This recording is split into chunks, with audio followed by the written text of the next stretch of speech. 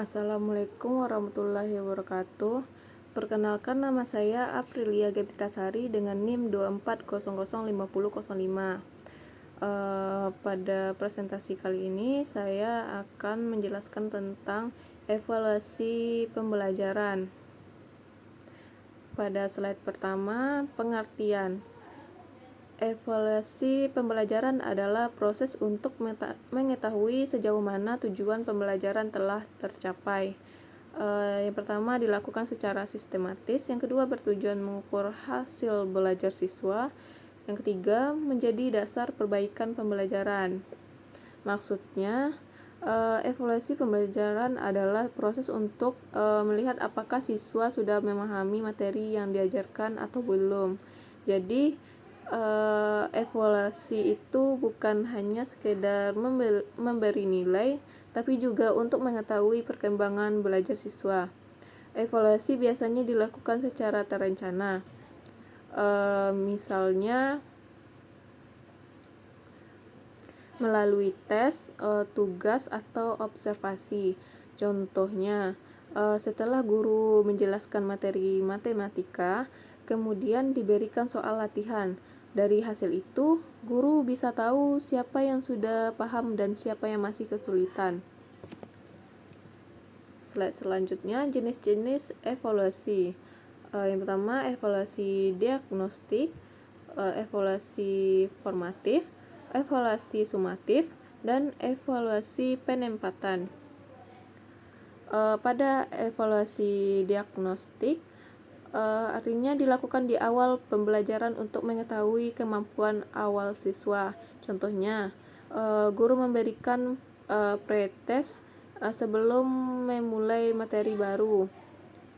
Yang kedua, evaluasi formatif dilakukan selama proses pembelajaran berlangsung. Contohnya, guru memberi kuis di tengah pelajaran untuk melihat pemahaman siswa. Yang ketiga, evaluasi sumatif dilakukan di akhir pembelajaran. Contohnya, ujian akhir semester atau ulangan harian. Yang keempat, evaluasi penempatan digunakan untuk menempatkan siswa sesuai kemampuan. Contohnya, tes untuk menentukan kelas atau tingkat kemampuan siswa. Selanjutnya, fungsi evaluasi dalam pembelajaran. Yang pertama, mengetahui kemampuan siswa. Yang kedua, mengukur keberhasilan pembelajaran. Yang ketiga, sebagai bahan perbaikan. Yang keempat, dasar pengambilan keputusan. Evaluasi punya banyak fungsi penting, bukan hanya memberi nilai saja. Yang pertama, mengetahui kemampuan siswa. Yang kedua, mengukur keberhasilan pembelajaran. Yang ketiga, sebagai bahan perbaikan. Yang keempat, dasar pengambilan keputusan.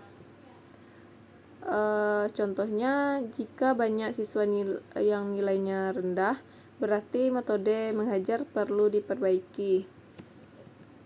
Selanjutnya, langkah-langkah evaluasi. Yang pertama, menentukan tujuan evaluasi. Yang kedua, menyusun instrumen. Yang ketiga, melaksanakan evaluasi. Yang keempat, mengolah hasil. Dan yang terakhir, menarik kesimpulan. Agar evaluasi berjalan dengan baik, harus dilakukan secara sistematis. Yang pertama, menentukan tujuan. Guru menentukan apa yang ingin diukur. Yang kedua, menyusun instrumen, membantu soal atau alat evaluasi. Yang ketiga, melaksanakan evaluasi, yaitu memberikan tes atau tugas kepada siswa. Yang keempat, mengolah hasil, yaitu mengoreksi dan menganalisis hasil. Yang kelima, menarik kesimpulan, yaitu menentukan apakah tujuan pembelajaran tercapai. Contohnya, guru membuat soal pilihan ganda, lalu siswa mengerjakan, lalu guru mengoreksi dan melihat hasil dan memperbaiki pembelajaran jika diperlukan.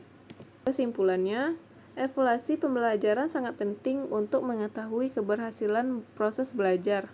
Dengan evaluasi, Guru dapat memperbaiki metode pembelajaran agar menjadi lebih efektif. Maksudnya, evaluasi pembelajaran adalah bagian penting dalam proses belajar karena membantu guru mengetahui tingkat pemahaman siswa.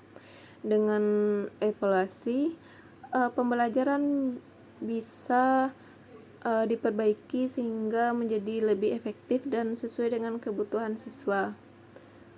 Sekian penjelasan materi kali ini.